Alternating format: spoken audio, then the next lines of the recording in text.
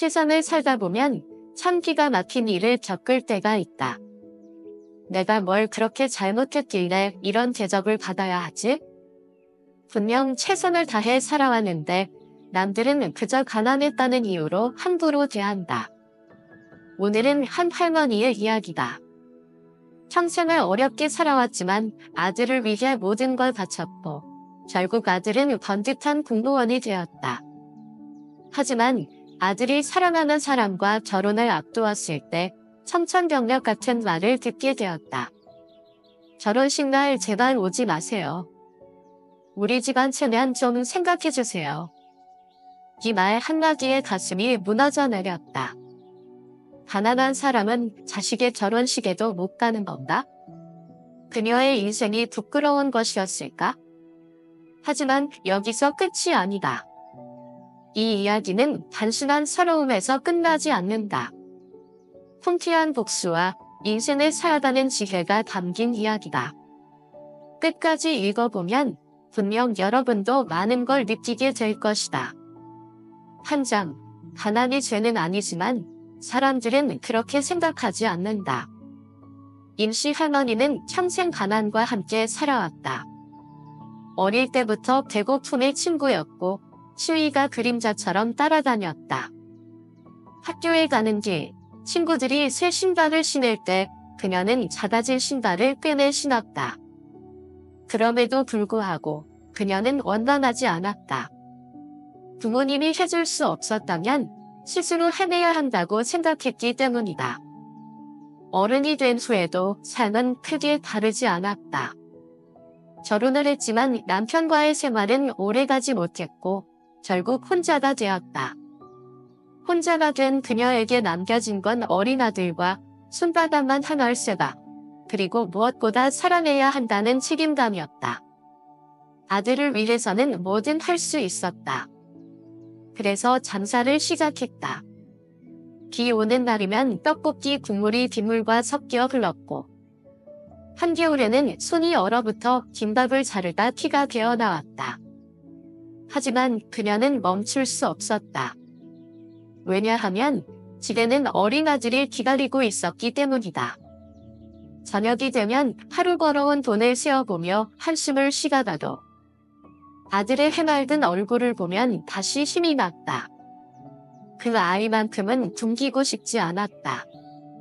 아들은 그런 어머니를 보며 자랐다. 새 옷을 사달라고 조르지도 않았고 친구들이 사먹는 간식을 부러워하지도 않았다. 그저 어머니 곁에서 웃으며 엄마, 내가 나중에 돈 많이 벌어서 맛있는 거 다 사줄게 하고 말할 뿐이었다. 그 말이 거짓이 아니라는 걸 알았다. 이 아이는 정말 그렇게 할 것이다. 그래서 그녀는 더 열심히 살았다. 그렇게 시간이 흘렀다. 아들은 어머니를 닮아 성실했고 단 한 번도 말썽을 피운 적이 없었다. 책을 놓지 않았고 장학금을 받으며 대학까지 졸업했다. 그리고 마침내 공무원 시험에 합격했다. 그 소식을 듣던 날 그녀는 하염없이 울었다. 아들이 해냈다. 이제는 가난에서 벗어날 수 있을까? 이제는 어머니를 더 이상 고생시키지 않겠다는 아들의 약속이 현실이 될까? 하지만 세상은 그렇게 호락호락하지 않았다. 가난을 극복하면 끝날 줄 알았던 인생이 아직도 그녀를 시험하고 있었다. 주장, 사돈댁의 전멸, 그리고 참을 수 없는 무효.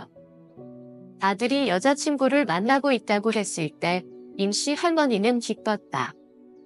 착하고 성실한 아들이니 좋은 사람을 만났겠지? 언젠가 결혼을 한다면 며느리와 함께 밥을 먹으며 가족처럼 지내면 좋겠다고 생각했다. 이제야 조금은 여유로운 삶이 찾아오는 것 같았다. 자식이 행복하면 부부도 행복한 법이니까. 그리고 어느 날 아들이 여자친구를 데려왔다. 엄마, 인사해. 이쪽은 민정이야. 문 앞에서 시줍게 웃으며 인사하는 여자아이를 보니 마음이 편안해졌다. 차분하고 이외에 다른 인상이었다. 어머님, 처음 뵙겠습니다. 단정한 옷차림과 조용한 말투에서 정성이 느껴졌다. 임씨 할머니는 살짝 긴장을 풀고 따뜻하게 맞이했다. 그래, 어서 와. 밥은 먹었니? 식탁 위에 정성껏 차려둔 반찬들을 보며 민정이가 미소를 지었다. 어머님, 너무 맛있어 보여요. 그 모습을 보고 있자니 며느리와 함께할 미래가 그려지는 듯했다. 하지만 기쁨도 잠시, 산장의 날이 다가왔다. 며느리 부모님을 처음 만나는 자리. 어떤 분들일까? 착한 딸을 키우신 분들이니 분명 좋은 분들이겠지.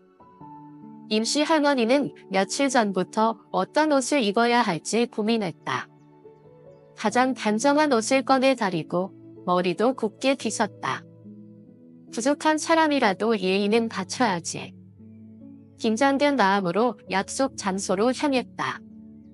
식당에 도착하자 사돈대 부부가 앉아 있었다. 정장을 입고 단정한 차림새였다. 어머님, 처음 뵙겠습니다. 사돈대 여자가 환하게 웃으며 인사를 건넸다. 순간 마음이 놓였다. 네, 반갑습니다. 우리 아이들 좋은 인연이 되었으면 좋겠어요. 밥이 나오고 분위기도 나쁘지 않았다. 하지만 그때였다. 어머님은 지금 어떤 일을 하고 계신가요? 그저 가벼운 질문일 수도 있었다. 하지만 직감적으로 느껴졌다. 이 사람들은 이미 나에 대해 알고 있구나. 그리고 그것이 달답지 않은 눈치였다. 작은 가게를 운영하고 있어요. 커피랑 토스트를 팔고 있죠? 그 말을 하자마자 사돈된 남자의 얼굴이 살짝 굳어졌다. 그리고 예상치 못한 말이 날아왔다. 가게요. 아, 혹시 예전에는 노점상을 하셨죠? 순간 심장이 천명 내려앉았다. 아, 알고 있었구나. 그렇다면 왜 묻는 걸까? 대답을 기다리는 그들의 시선이 날카롭게 느껴졌다. 네, 예전에는 노점상을 했습니다. 더 숨길 것도 부끄러워할 것도 없다고 생각했다. 그저 담담하게 대답했을 뿐인데 사돈된 남자는 피식 웃으며 말했다. 우리 딸은 공무원이에요. 상대 집안도 최소한 비슷한 수준이어야 하지 않겠습니까? 그 말을 듣는 순간 머리가 하얘졌다. 순간적으로 무슨 말인지 이해가 되지 않았다. 하지만 곧 이어지는 말이 명확한 의미를 전해줬다. 결혼식 날에는 그냥 여행이라도 다녀오시는 게 어때요? 순간 숨이 탁 막혔다. 네, 이걸로 해외여행 다녀오세요. 결혼식에는 오지 마시고요. 눈앞에 돈 봉투가 툭 던져졌다. 결혼식장에서 가난한 시댁이 있는 걸 알리고 싶지 않다는 것이었다. 하객들앞에서 체면을 구기고 싶지 않다는 것이었다. 노점상을 했던 사람이 사돈이라는 사실이 알려지면 자신들이 얼마나 창피하겠느냐는 말이었다. 순간 손끝이 떨렸다. 그동안 어떻게든 살아보겠다고, 어떻게든 버텨보겠다고 노력해왔다. 길에서 김밥을 팔고 떡볶이를 팔면서도 아들에게만큼은 부끄러운 엄마가 되고 싶지 않았다. 그렇게 살아왔는데 결국 남들이 보기에는 그냥 떡볶이 팔던 여자일 뿐이었다. 임씨 할머니는 말없이 돈 봉투를 바라보았다. 이걸 집어 던져야 할까? 아니면 조용히 일어나 나가야 할까? 하지만 그녀는 아무 말도 하지 않았다. 그저 두 손을 꼭 쥔 채 고개를 끄덕일 뿐이었다. 그 모습을 보고 아들은 조용히 이를 안 물었다. 이대로 끝내지 않을 거라고 다짐하면서. 시장, 아들의 분도, 그리고 뒤집힌 결혼식. 집으로 돌아오는 길, 임씨 할머니는 아무 말도 하지 않았다. 아들은 운전대를 잡고 있었지만 백미러에 비친 어머니의 얼굴이 마음을 걸렸다. 창밖을 바라보는 그녀의 눈빛은 쓸쓸하고도 고요했다. 분명 상처받았을 텐데 단 한마디도 하지 않는 모습이 더 가슴을 아프게 했다. 어머니, 방금 들은 이야기 진심으로 받아들이실 겁니까? 아들은 조용히 운전대를 쥐고 있지만 손끝이 떨리는 걸 느꼈다. 대답 대신 어머니는 희미한 미소를 지으며 고개를 저었다. 괜찮다, 괜찮아. 하지만 그 말이 거짓이라는 걸 아들은 너무나도 잘 알고 있었다. 며칠이 지났다. 아들은 말없이 고민했다. 결혼식을 해야 할까? 아무렇지 않은 척 살아야 할까? 사랑하는 사람과의 미래를 생각하면 이 결혼을 포기할 수 없었다. 하지만 어머니를 모욕한 그들의 말을 떠올리면 견딜 수가 없었다. 가슴속 어딘가에서 분노가 꿈틀거리고 있었다. 이대로 넘어가서는 안 된다. 결혼식 당일 하객들이 하나둘씩 모여들었다. 양가 가족들도 도착했다.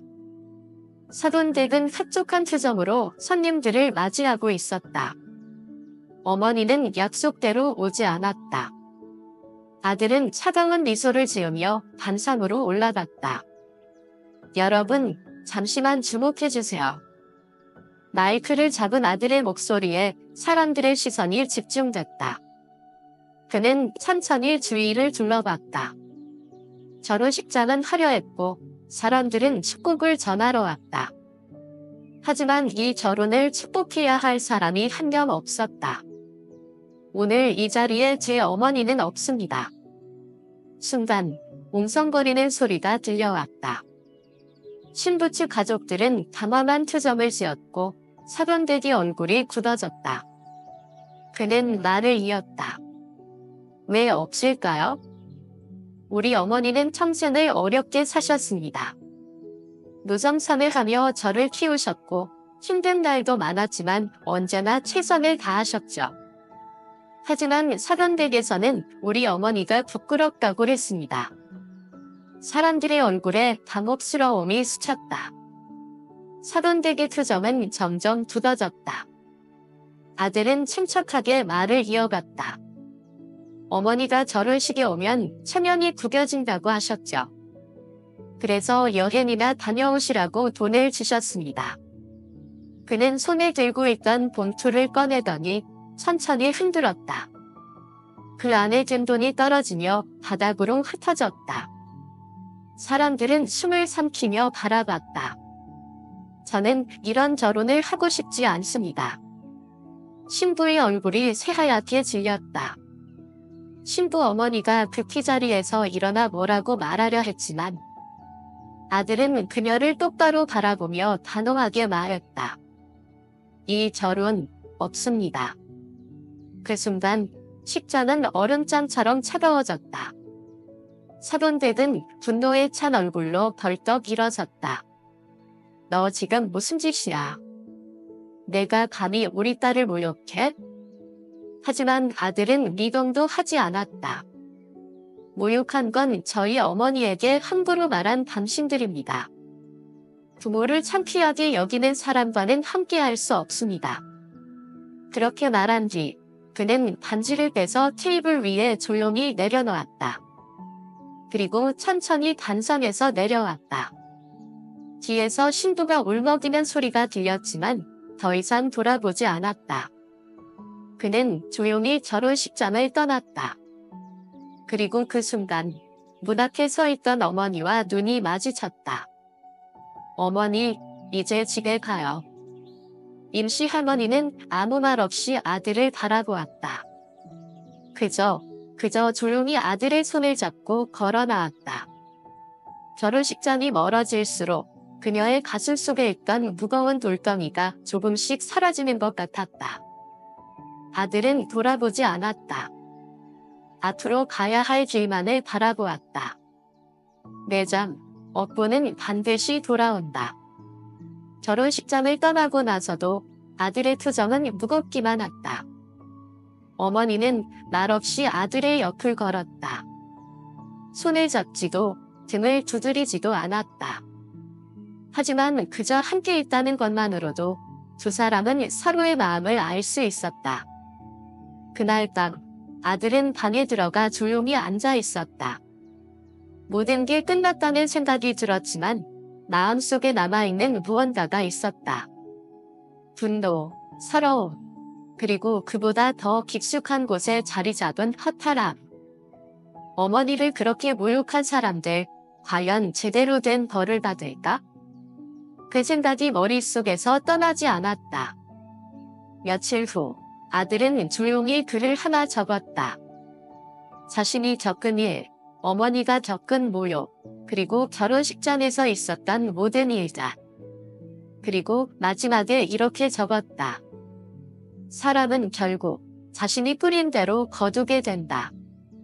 그 글을 인터넷 커뮤니티에 올리고 아들은 조용히 화면을 닫았다.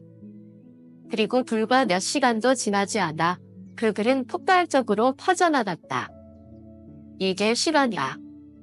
진짜 천벌받을 인간들이다. 저런 집안이 아직도 있단 말이야? 사람들은 분노했다. 사돈댁의 행동을 비난하는 댓글이 수천개씩 달렸다. 그날 저녁 아들은 전화 한 통을 받았다. 얘야, 너 인터넷 봤어? 난리 났어. 같이 일하는 동료의 전화였다. 관공서에서도 이미 이 이야기가 퍼졌다고 했다. 사돈댁 남자는 공무원이었고 같은 조직 내에서도 그를 좋게 보지 않는 사람들이 많았다고 한다. 그가 직원들에게 군림하려 했던 태도, 높은 자리에 앉기 위해 보여줬던 교만함. 그리고 이제는 그가 결혼에 남치면서 했던 행동까지 모든 게 드러나고 있었다. 며칠 후 사돈된 남자는 직장에서 점점 고립되기 시작했다. 동료들은 대놓고 그를 피했고 회의에서도 그의 의견을 묵살했다. 노점선 사돈이 창피해서 결혼식에도 못 오게 했다고? 그럴 자격이 있는 인간인가? 사람들의 수근거림은 날이 갈수록 커졌다. 그리고 결국 그는 더 이상 견디지 못하고 사직서를 제출했다. 그 소식을 들은 날 아들은 잠시 하늘을 바라보았다. 바람이 부드럽게 불어왔다. 그제야 어머니의 말이 떠올랐다. 가만히 있어도 세상은 알아서 흘러가는 법이다. 그때는 이해하지 못했지만 이제는 알 것 같았다. 복수를 하기 위해 몸부림치지 않아도 업보는 결국 돌아온다는 것이야. 그리고 며칠 후 또 다른 소식이 들려왔다. 사돈댁의 딸, 즉 신부였던 민정이가 회사를 그만두고 집에만 있다는 것이었다. 결혼식장에서 아들이 했던 말이 너무 강렬하게 남았고 사람들 앞에서 수치심을 느껴 도저히 바깥을 나갈 수 없었다고 했다. 그 소문이 퍼지면서 그녀의 주변에서도 하나둘씩 사람들이 멀어져 갔다. 그렇게까지 될 줄은 몰랐다.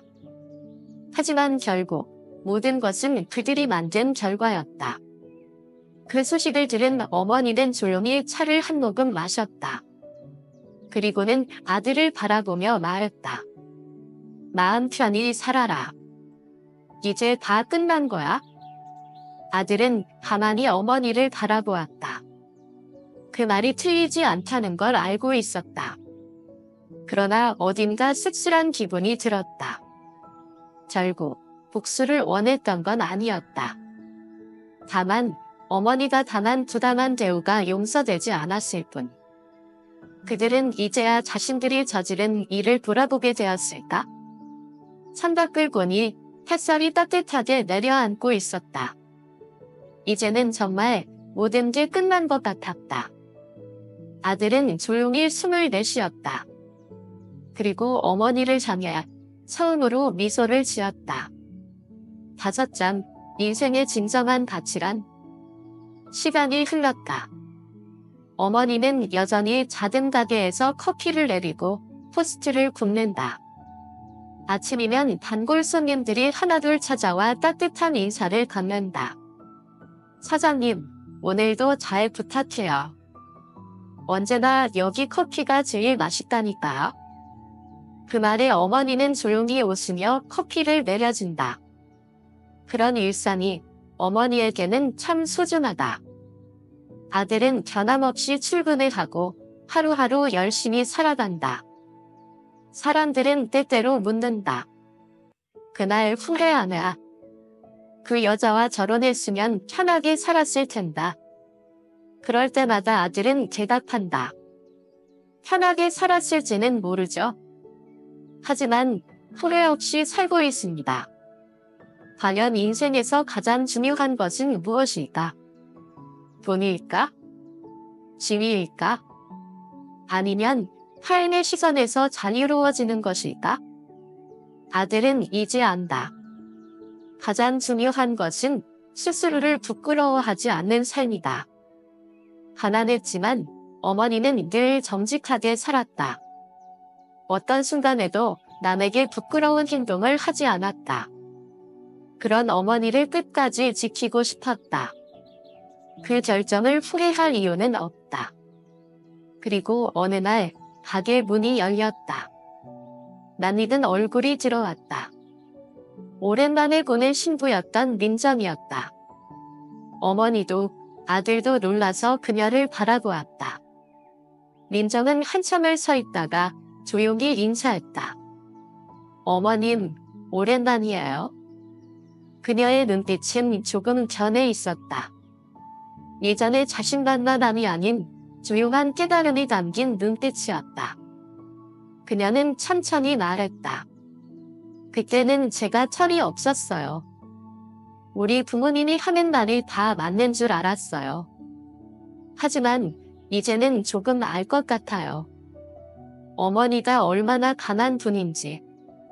어머니는 아무 말 없이 조용히 그녀를 바라보았다. 그녀는 손끝을 꼼지락거리다 다시 입을 열었다.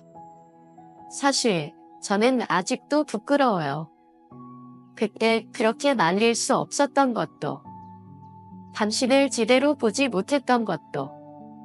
그리고 그녀는 조용히 머리를 숙였다. 늦었지만 죄송합니다.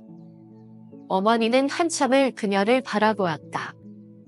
그러다 천천히 자리에서 일어나 커피를 한 잔 내렸다. 따뜻한 커피를 그녀 앞에 내밀며 조용히 말했다. 마셔요. 추울 텐데. 민정은 눈물을 삼키며 커피잔을 들었다. 아들은 아무 말 없이 그 모습을 지켜보았다. 그 순간 모든 감정이 지나가는 듯 했다. 원망도, 서운함도, 미안함도. 그리고 마침내 아들은 조용히 미소 지었다. 모든 것이 흘러가고 모든 것이 제자리를 찾아가는 순간이었다.